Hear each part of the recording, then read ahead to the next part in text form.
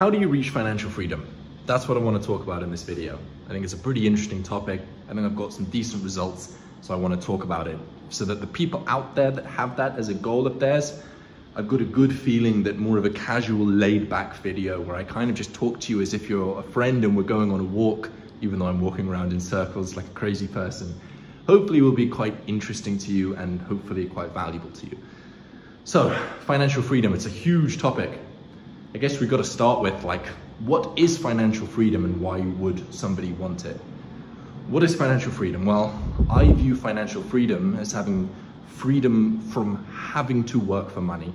It's basically where you get to the point where you have enough money, where your income covers your expenses, where you have enough money so that you don't have to work and you can continue to live a lifestyle that you're happy with. Financial freedom is the same thing as retirement in my eyes. Retirement is when you say, okay, I've worked enough. I have enough now where I don't have to work and I can continue to enjoy a lifestyle that I'm happy with. So that number can change for anybody. How much do you need for financial freedom? Basically, what you need to figure out is how much expenses your lifestyle costs you. For you to live a lifestyle that you're comfortable and happy with and that's exciting to you, how much does that cost? And then you can figure out how much you need to be earning passively each month in order to cover those costs. And the way I did it was basically just by stacking up cash, by earning a high income and then saving a high percentage of that income so that I can put that money into safe investments and trust that it's going to pay out enough money to cover my lifestyle, especially because I'm here in Thailand, where my lifestyle expenses for a lifestyle I'm incredibly happy with and excited about, with a beautiful view and all of that sort of stuff, isn't as expensive as it was cost in other places. So I'm able to reach financial freedom earlier in Thailand than I would be in other places around the world because of the lower expenses, which means I have to be earning less money passively per month in order to cover those expenses. So I think it's really valuable for everybody watching this video to figure out what financial freedom actually is for you. And it's a different number for everybody.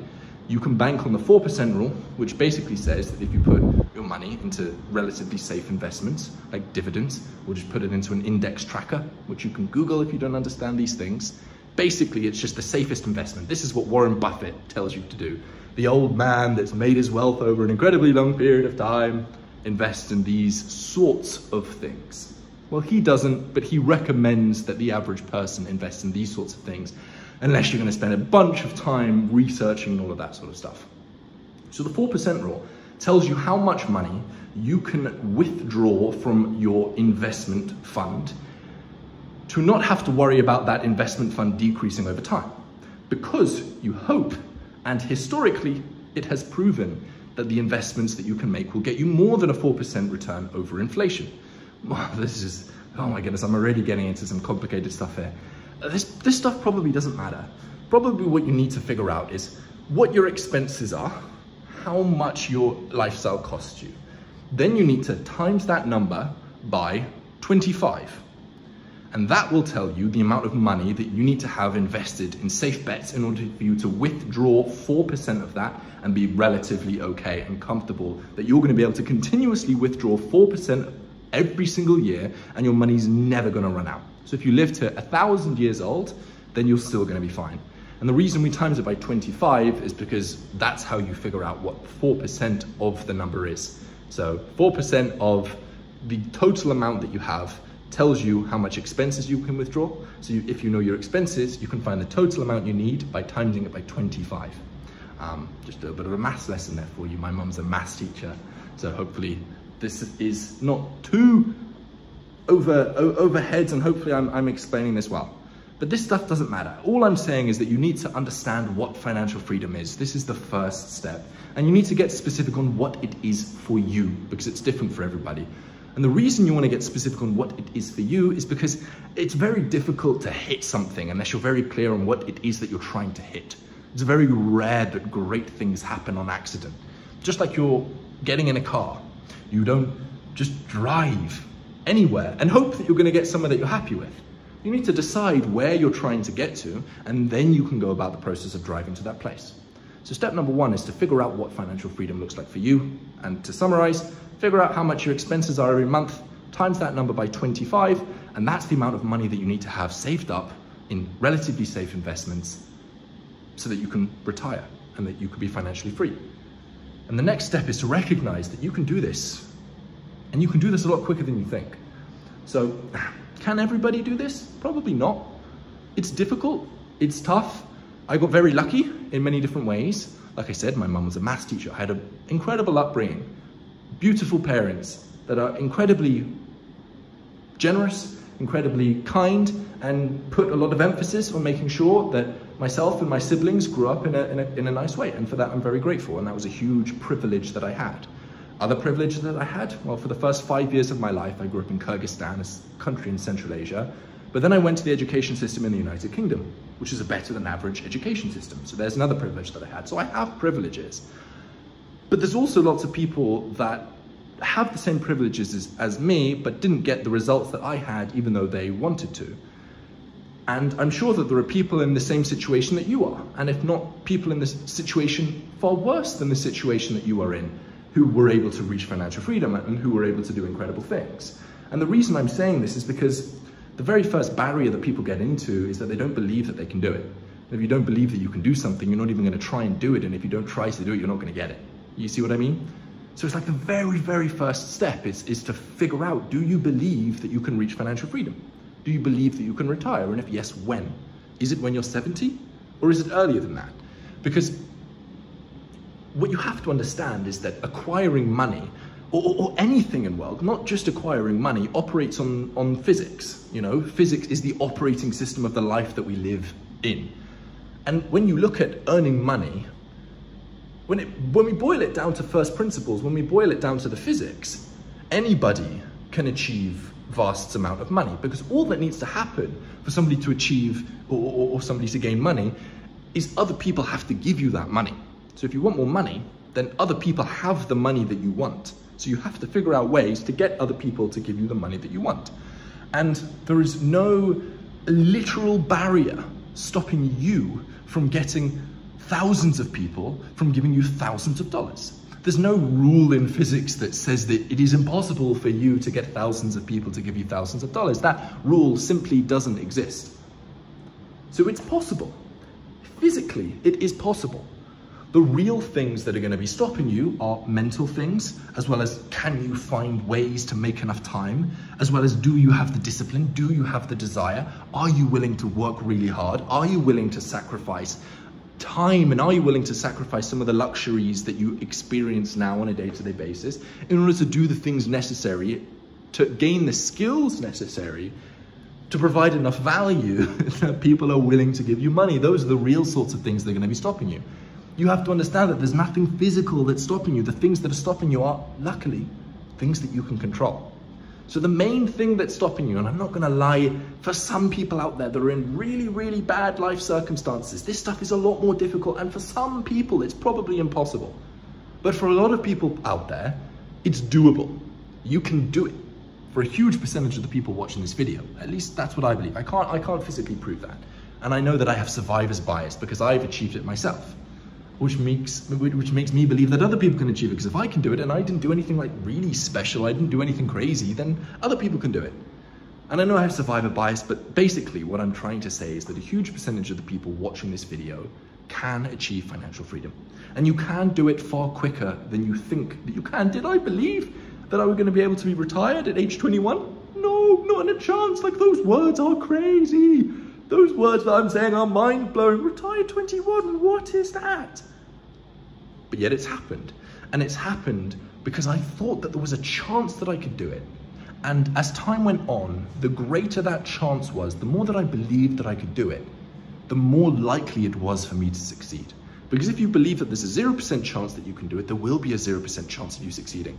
If you believe that there's a 50% chance of you being able to do it, there's probably a 50% chance, or roughly, of you being able to achieve it. And if you believe with conviction that you can do it, then the likelihood of you being able to achieve it is a lot higher than other people. So the second step is to believe that you can do it, to recognize that there is nothing stopping you. The things that are stopping you are under your control. You can change them.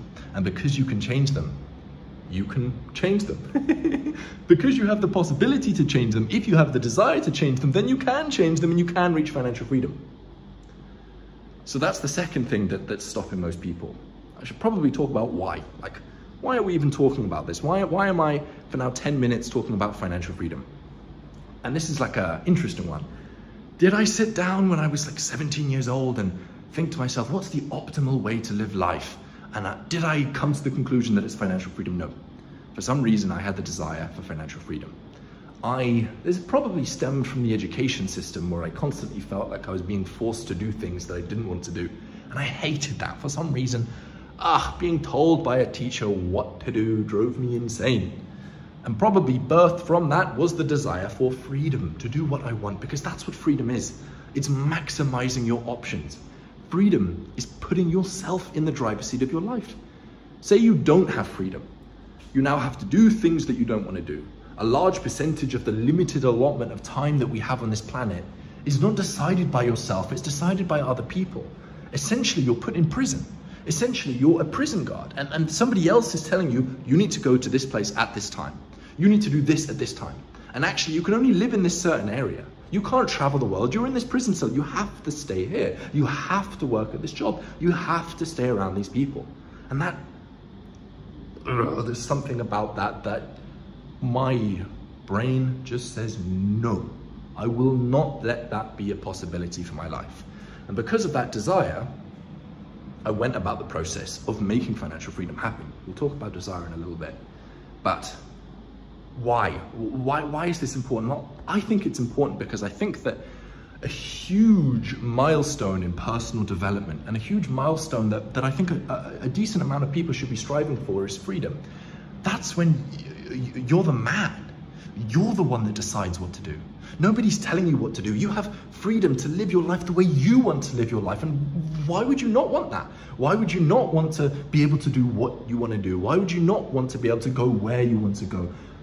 To me, that's incredibly important. That sort of freedom is magical. To live a life how you want to. Not have to listen to other people, not having other people tell you what to do. A life of pure freedom and pure bliss, to me, that's where true art comes from. From a place of freedom, from a place of abundance, not from a place of scarcity. Freedom is abundance. Freedom is being able to do what you want to do. The reason we're talking about money isn't for money, isn't to buy nice things, isn't to go out and buy a car, isn't to go out and buy a watch. I've never done those things. The reason that we even talk about money for a second is because money buys you freedom, and money buys you a lifestyle, and money buys you a lifestyle that can lead to happiness, or that can contribute to happiness. It's far easier to be happy when you're in a beautiful area, and when you don't have to do things that you don't want to do, and when you can wake up when you want to wake up, and when you can work on projects that excite you, work on projects that fill you with passion, instead of just being told what to do. Of course, it's easier to be happy in those sorts of scenarios. To me, financial freedom is a great goal for tons of people to have, especially young men that are currently feeling lost, don't really know what to do. I think the process of achieving financial freedom toughens you up. It forces you it grounds you, because you can't reach financial freedom by having delusions in your mind. Like at the moment, you may think, oh, this is the way that I earn money. If that's not accurate, you're going to get beaten by the world. You're going to get destroyed. You're going to make zero progress at all. In order to achieve something like financial freedom, something so grand as financial freedom, you have to start understanding the way the world works and starting to see things clearly, starting to acquire wisdom. And you're going to be forced to do things that you don't want to do. You're going to be forced to struggle and grind and push yourself. And for me, those sorts of things are the things that shape your character, the things that when you look back on, you think, wow, I'm glad that I did that. I am a different person now to the person that I was a few years ago. And I think that's a magical thing. So I think financial freedom is a great goal. It's hard, which is good. But also at the end of it, and this is a huge point, once you've reached financial freedom, you're done. There's no more next step. We've all heard of the Hedonic Treadmill. I've fallen for this myself. Initially, my goals were I'm going to earn $10,000 a month. Well, before that, it was like $3,000 a month. I just wanted to earn enough so that I didn't have to continue with my marketing degree at university, which was a bunch of bullshit, and get a marketing job at some company that I hated, that didn't fill me with passion, didn't excite me, and it was boring. So I just wanted to earn enough to do that. Once I did that, my next goal was $10,000 a month. Then my next goal was $30,000 a month. Then my next goal was $100,000 a month. And looking back, even though I hit these goals, it's crazy to me. What's wrong with me? Why $100,000 a month? What was that going to get me that $30,000 a month wasn't going to get me? Nothing. It makes no logical sense, but yet I found myself every single day, okay, $100,000 a month, $100,000 a month, $100,000 a month. That was my goal, that was my goal, that was my goal. It makes no sense. The worst thing about those sorts of goals is, first of all, you go from 3 to 10 to 30 to 100, and you're always chasing more. But also, once you hit 10K one month, you don't have to hit 10K the next month. You have to hit 10K the next month. You're constantly chasing, constantly going. You can never rest. You're constantly chasing.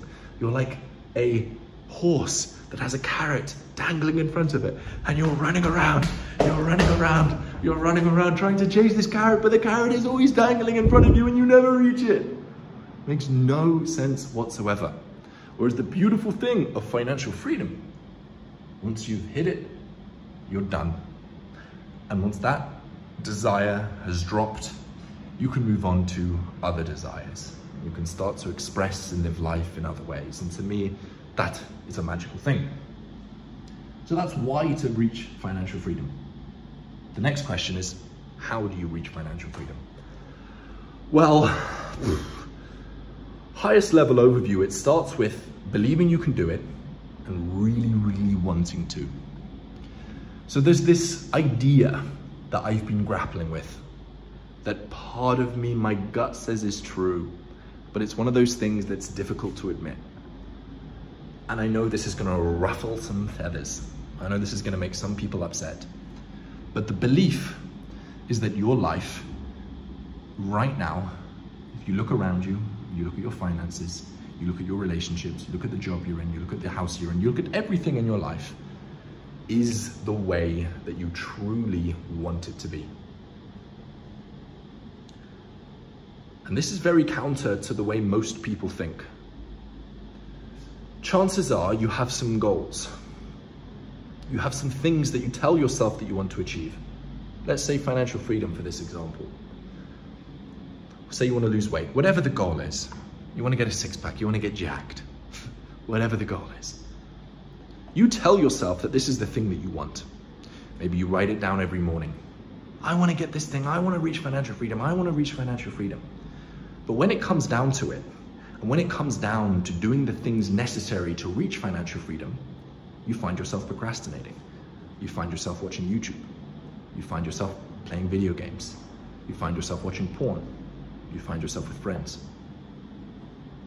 And in that moment, where your options were either do the things necessary to reach the thing that you say that you want, or procrastinate, you choose procrastination. And what that reveals to you is what you actually want.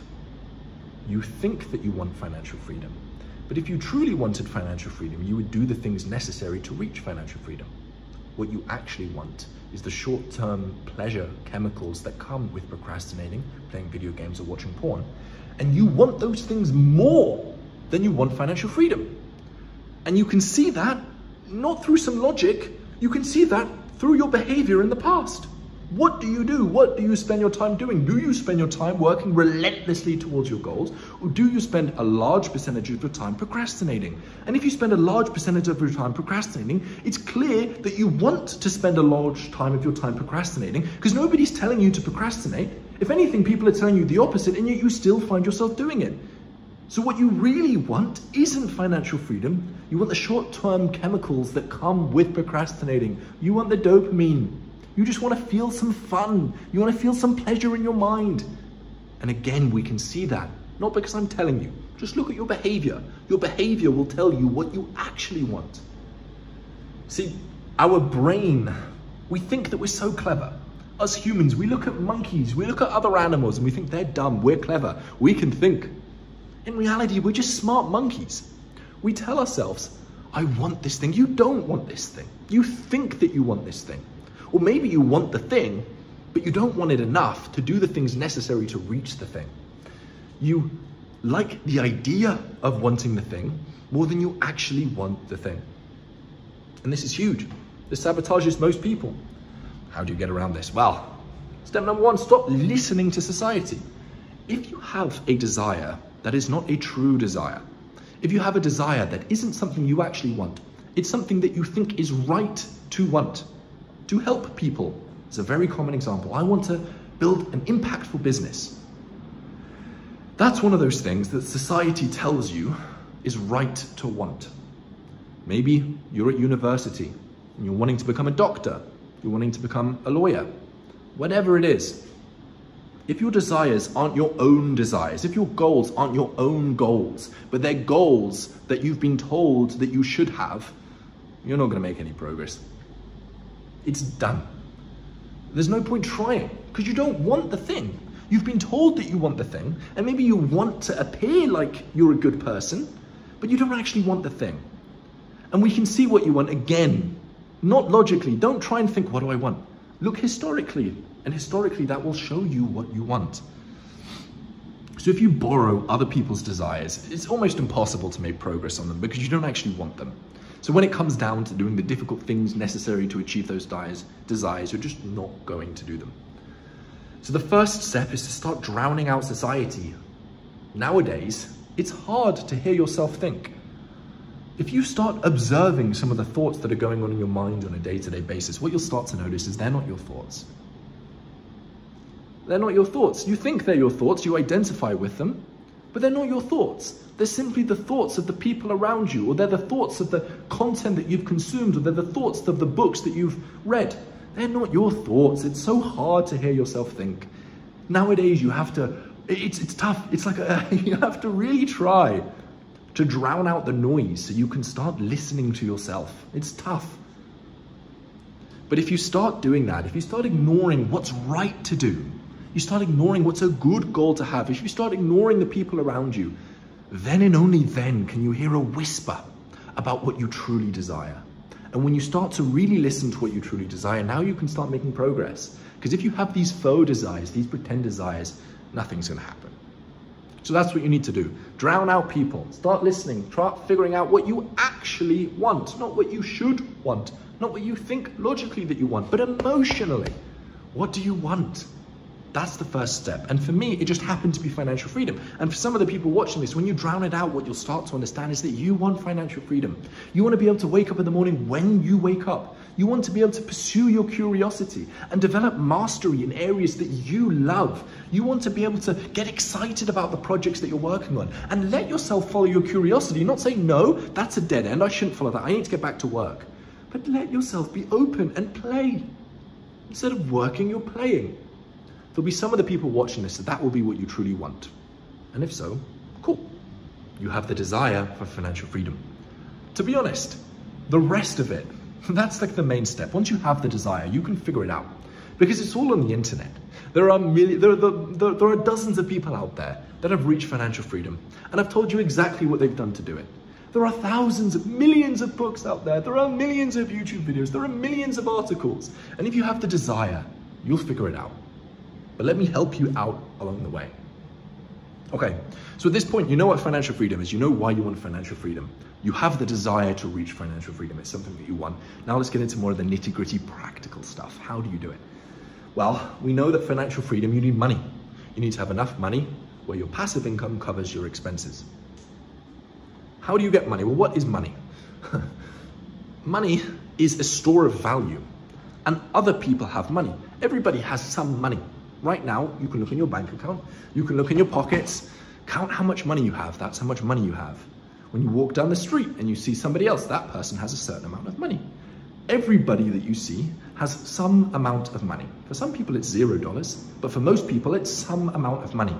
And you now know the number that you need in order to reach financial freedom. So you know that in order for you to reach financial freedom, other people that have money need to give you some of their money so that you have enough for financial freedom. And actually, by the way, as I'm saying this, there's a tiny part of my brain that says that this is selfish. Maybe you're having these thoughts too. Why am I taking money from other people for myself? Well, there's a couple reasons. First of all, you're not just taking money, you're not going in someone's bank account and taking money. What you want to arrange is a positive sum exchange, where somebody gives you money and you give them something back that makes them really happy that they've given you money, and they actually go and tell their friends, oh my goodness, you need to go give this guy money. He's given me something back far worth more than the money that I've given him. And they want to give you more money. They're so happy. That's what you want to create. But also, financial freedom is one of those goals where you're not just endlessly selfish. You're not just craving more and more and more like some of the greedy people that you see. Financial freedom is one of those things that you are dealing with yourself and the close people around you. You're making sure that you are okay. And what happens, at least in my own experience, once I've reached financial freedom, is once you are okay, you start overflowing and you just want to give. So I don't think that it's a selfish goal at all. I think that once you reach financial freedom, you have the potential to truly give, not giving and trying to receive back, not giving people value and hoping that they'll pay you later, but true selfless giving. There's something magical in that, and that can only happen when you reach financial freedom. But also, the way that you reach financial freedom, or at least the way that I recommend you reach financial freedom, I'm sure you can scam people to reach financial freedom. Don't do it. It's a bad idea. You'll regret it. You'll torture yourself. It will lead to a disgusting world that's not worth living. Because your internal world creates your external world. And when you do dodgy stuff like that, it messes with your internal world. So the way that you reach financial freedom is you get other people to give you money. How do you get other people to give you money? Well, what you need to do is you need to figure out a way to do something, to create something where people will, out of their own goodwill, with nobody forcing them, optionally and excitedly give you money. Which means that you need to create something in exchange. You need to have something that people want enough to pay you for. That's the name of the game. Financial freedom is a game of value generation. It's a game of producing, not consuming. It sounds like I want to get this, but the way you get this is by giving. Luckily, we live in a world where oftentimes the selfish thing is the selfless thing. The way you get is by giving. And how magical is that? As human beings, we're greedy. We're built into ourselves to take care of ourselves and the people around us. The average human is greedy. But luckily we live in a world where the way that you get what you want is by giving other people what they want. And I'm so grateful where we live in a world where that's the case. The way you get what you want is by giving other people what they want. And I've just said a lot there, but there's some stuff that we need to break down there. Giving other people what they want. Well, what that means is the way you get money is by giving other people what they want. What I'm just talking about there is desires. So we've talked about desires for yourself, and we've talked about how important desires are for yourself for action. But if you look at every human out there, yourself included, you are here and you want to get over here. You have a current situation, you have a desired situation. And desire is the gap between where you are now and where you want to get to. This is why all humans do anything. All human motivation is from desire. We want to get to certain places. We want to get certain things. We want to achieve certain things. We have desires. All humans have desires. And we're willing to pay money for people that can help us get closer from where we are now to where we want to get to. If you look at your history, if you go on your bank account, you open up the app right now, of all of the transactions that you've spent, what you'll notice is that every single thing that you bought is trying to get you closer from where you are now to where you want to get to. Everything you buy. And if you look at an audit of your time, and maybe on your phone, you can track the apps that you've used. You track where your time is going. What you'll see is that every single second of your time is trying to get you from where you are now to where you want to get to. So you can make money by helping people get from where they are now to where they want to get to. Because what else would people spend money for? The only reason people spend money is to get to where they want to get to. Like, why else would you spend money? For what other reason would you spend money other than to get to where you want to get to? Money is used as an exchange for fulfilling someone's desires. So people are here, they want to get to over here. But the thing happens is there are problems along the way. The reason you are not where you want to get to is because you have problems. You have little barriers along. So here's where you are now. Here's where you want to get to. And there are problems. You have 4, 5, 6 problems along the way that are stopping you from getting from where you want to get to. If you can solve people's problems, then you're helping them get closer to where they want to get to, and they're going to pay you money for those things. In reality, people have desires. That's getting from where they are now to where they want to get to. And a problem is something that's stopping them getting from where they want to get to. And it's a problem that they don't know how to solve. Because if they did know how to solve it, they would solve it and it would no longer be a problem. This is why Naval says that the way you get rich is by helping society get what it wants but doesn't know how to get yet at scale. It's just solving problems. A problem is something that somebody wants but doesn't know how to get. It's simply a problem.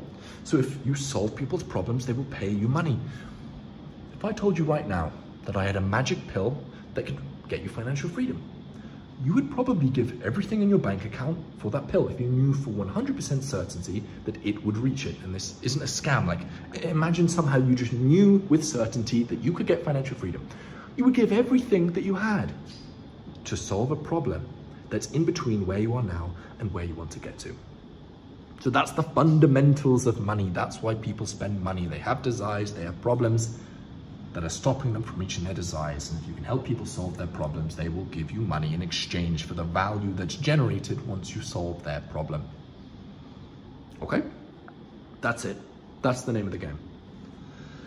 Now the question comes, how do you go about finding problems that need to be solved? How do you go about actually solving the problems? Well, if you go out there and say we go out over there together, we're going to walk around, we're going to walk down the street, and we're going to start interviewing people. We're going to spend half an hour speaking with each person.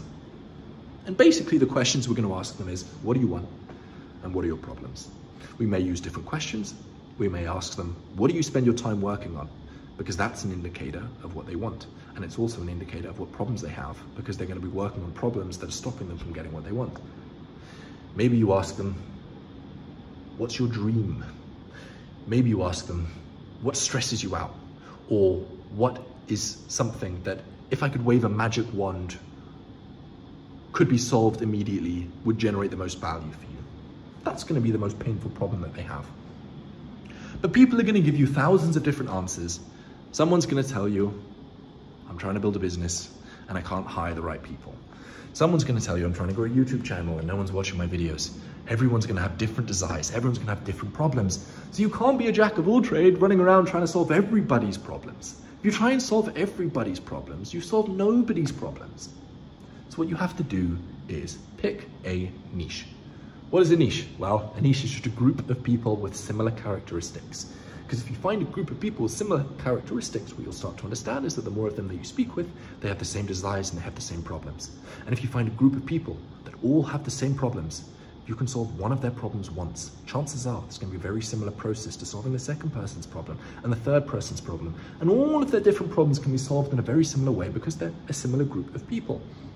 So step number one is to pick a niche. You need to do this. You have to do this. How do you pick a niche? Well, that's an interesting question. How do you pick a niche? This is a difficult one because most people kind of walk into the niche that they have. I can tell you what the perfect niche is. The perfect niche has a lot of money, because if your goal is to capture money, to get other people to give you money, then it's far easier to get people with a lot of money to give you a lot of money than it is to get people with a little bit amount of money to give you a lot of money. So the perfect niche is a niche with a lot of money. It's also a niche that's growing over time. Because if you have a niche that isn't growing, say it's staying still, the amount of people in this niche is static, you'll start acquiring customers from this niche. And over time, you'll acquire a greater and greater percentage of the people in this niche as customers. And you'll get to a point where you will have acquired so many people in that niche that there's no more customers for you to get. So you want a niche that's growing over time. You also want a niche that you have experience in. Because people have been doing business for thousands of years now. People have been trying to solve problems for thousands of years. So if I was to go to, say I was going to go to, I don't know, like the niche of golf. I don't play golf. And I'm thinking, what are their desires? Well, I don't know. They probably want to get a hole in one, or they want to get the ball in the hole in fewer shots. Okay, there's a desire. And what's the problems that they have? I don't know. Maybe they don't have good enough clubs. Maybe the club's too light, too heavy, not custom tailored to that person. Okay, there's a problem. And I'm going to go solve that problem. Chances are there's millions of other people that are solving that exact same problem because I don't know the niche very well. So I'm just going to pick the most obvious problems, and the most obvious problems are the problems that have probably already been solved. So you need a niche that you have experience in. So you need to look at your behavior. You need to look at your YouTube history. You need to look at where you spend money on. These things will identify what areas of the world you spend a decent percentage of your time in. And the areas of the world that you spend a decent amount of your time in will be the niches that you want to go into. Peter Thiel was the founder of, or the co-founder of PayPal. He wrote a book called 0 to 1. It's a great book. He said, great businesses are found on secrets. What is a secret? It's something you know that other people don't know. So the best niche is one where you know secrets of the niche. You understand it so deeply that there are things in that niche that you know that other people don't know. Okay, so we want a niche to have lots of money. We want a growing niche, and we also want a niche that you know incredibly well. You also want a niche that has problems, because some niches are just pretty content. And you also, what else do you want in a niche? You also want a niche where there's not too many competitors. You want a blue ocean. You want a niche where not too many people have looked into, because again, then it's going to be easier for you to find unsolved, overlooked problems, which is the name of the game. Basically, and I wrote a tweet about this, the quickest way to get rich is to find a group, a specific group, because if it's not specific, they're all going to have different problems and desires. A specific group of rich people, and I've explained why you want to be rich, and solve an overlooked problem. What else is there? I can't remember the tweets. This is me trying to like build it up from first principles. A group of rich people to solve an overlooked problem for them. And you want to be able to solve that problem in a way where they don't have to do much. So that's another thing you want in a niche. You want a niche where you can add a lot of value to. And ideally you've been in it for a long period of time so that you know you can add value to it. Because it's not just about the niche, it's about what you can add to the niche. And the more you can add to the niche, then of course, the more the niche is going to pay you. This is why there's another quote from Naval that says, the success formula summarized is basically solve your own problems and then freely share the solutions. Now, why is this so cool? Well, solve your own problems. That means that you are your own niche, which means you know it really well and you already know what the problems are because there was a problem for you yourself. Also, it shows that you can solve the problem, because if you've solved a problem for yourself, then chances are you can solve the problem for other people. So solve your own problems and then freely share the solutions. This shows that it is actually a problem as well, because if something's a problem for you, then it's a problem for other people. And that sounds kind of stupid, but most people that go into business spend most of their time doing things that aren't actually problems. They think that they're problems, but it's not actually what the niche wants, and it's not actually the main problem that's stopping the niche. But at least if it's a problem you've had, you know it's a painful problem, and you now know how to solve it for other people. So I've kind of gone all over the place, but I hope that some of this is interesting for you. You want a niche, and I've explained to you what you want from the niche. How do you find the niche? Well, I don't have like a specific way to do it. What I would do would be just write down 50 different things, 50 different areas that your niche could be. Then what I would do is I would rank them by how well you know them, how rich the niche is, how much the niche is growing, and all of the other metrics that I use to determine how good a niche is. There could be a few others. This video clearly isn't perfect. If it was perfect, it would take me ages to explain. But if you guys are enjoying this video, and it's not finished, but if you guys are enjoying it, let me know in the comments so I can put more thought into it and try and structure how I came up with the niche and how I'd recommend you come up with the niche. I'll do research on that and try and come up with it for you. I'm not perfect. This is just the best that I can do off the cuff. So we have a niche, okay. The next step is to go and talk to the niche. Just go and talk to them. Go everywhere they are. Where is this niche? That's the question. Where is this niche hanging out? Is it on Reddit? Is it in Facebook groups? Is it in person? And you need to just study them like maniacs. This pod is so important.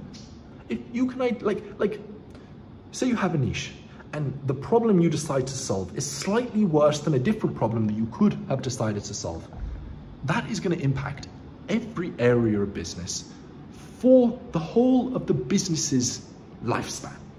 That's these things that we're talking about here are the core of a business. Who do you help and what do you help them do? This is the core. This is so important. So the way you get good at this sort of stuff is you need to just understand your niche better than everyone else. That is the true competitive advantage. It's not anything else. It's how well you know your niche. Because if you know your niche incredibly well, you can speak to them directly. You know exactly what they want help with, and you can help them do those things better than other people because you know exactly how they want them solved. You need to understand your niche. And the best way to do this is just to speak with them. Well, how do you speak with them? Figure it out. Who is the niche and how can you get in contact with them? You need to reach out to them on Facebook, reach out to them on Reddit. You need to figure out ways to get them on the phone. You need to figure out ways for you to speak with them. And again, maybe I can spend more time on this, getting it more concrete. But if you really have the desire, you'll figure it out for yourself. You need to speak with this niche. You need to understand them. You need to take notes on them. And the things you're trying to figure out, what do they desire and what are their problems? That's pretty much all you have to try and figure out. And once you figure out what they want, and you figure out all of their different problems, you want to pick their most urgent problem. Say they're here and they want to get over here, and there's 10 different problems that they need to solve to get here. You want to solve their most urgent and painful problem, which is problem number 1. That's the one that they spend most of their time thinking on. If you can figure out how to solve that problem, I hear footsteps somewhere. Am I going to get interrupted? No, I think I'm fine. I probably look quite paranoid. So you need to figure out the most painful and urgent problem. That is the goal. Like, I can't emphasize how important this sorts of things, this is. Who you serve and what you help them do is so important. And if you can find someone's painful problem that's overlooked, that other people aren't trying to solve, you are going to make so much money. People will throw money at you. Just please try and solve this problem. It's painful. You can solve it. Really? Okay, take my money. That's the goal that you're trying to get to. So once you spoke with maybe 20 people, you'll start to understand their problems. And once you have a specific problem, you say to them, look, I'm going to try and help you solve this problem. A summary of sales is people are here, they want to get over here. If you can help them recognize that you are the vehicle between where they are now and where they want to get to, then they will give you money in exchange for that. Every part of sales is that. Trying to help people recognize that you are the thing, you are the vehicle that's going to pick them up from where they are now and drop them off from where they want to get to. That's all sales is. So once you know people's painful problems and you are the vehicle that will help them, they will give you money. So you want to sell to these people and you want to charge a lot of money. The thing with these sorts of services, what we're really talking about here, is solving people's problems. And if you get very specific and speak directly to someone's problems, they're going to be incredibly price elastic. And what that means is you can increase the price massively and the demand for your services won't decrease much, won't change much, especially if you're solving an overlooked problem.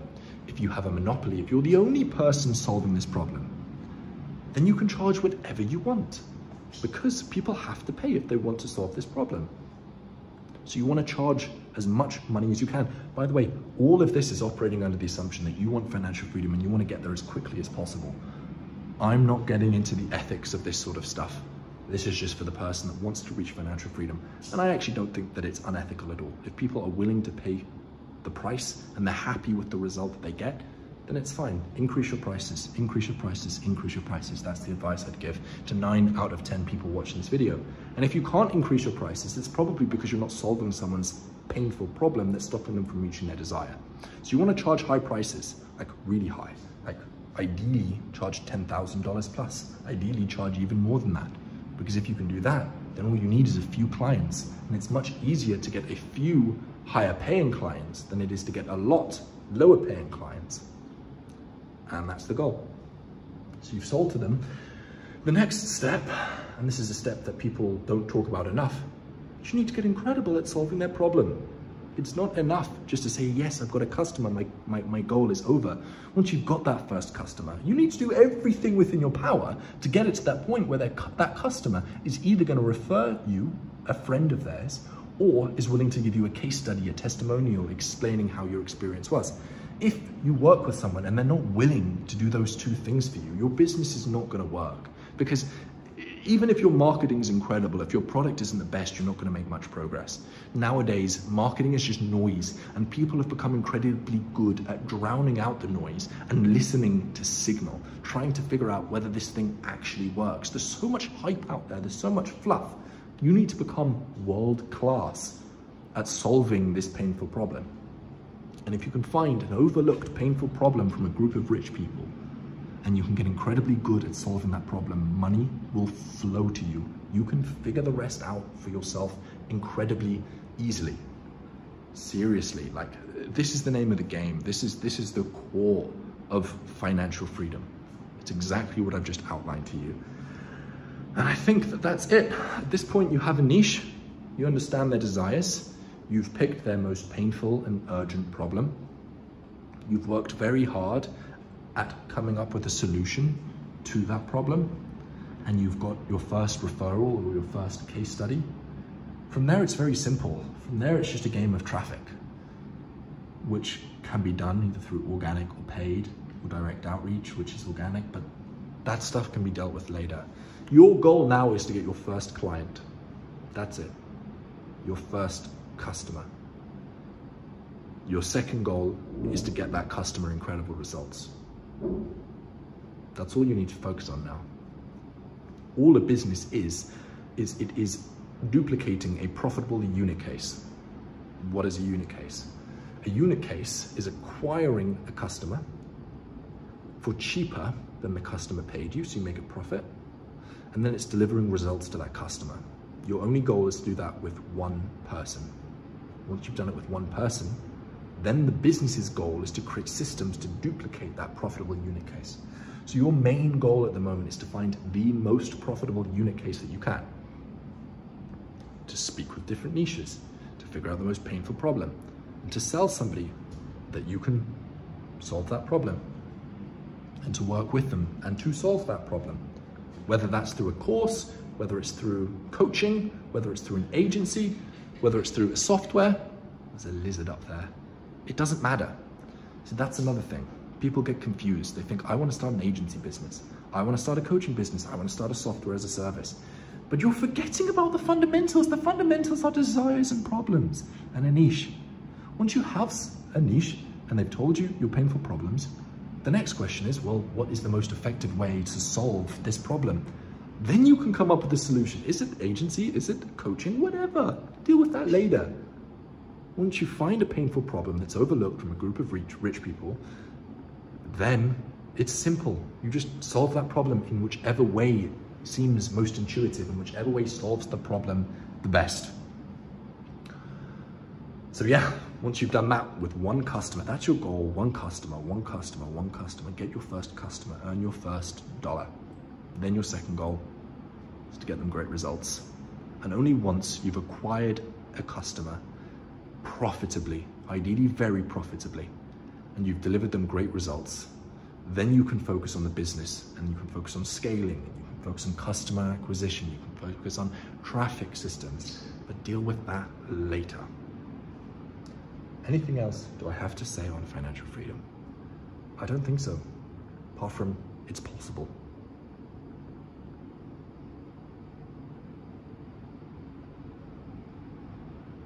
I think that's it.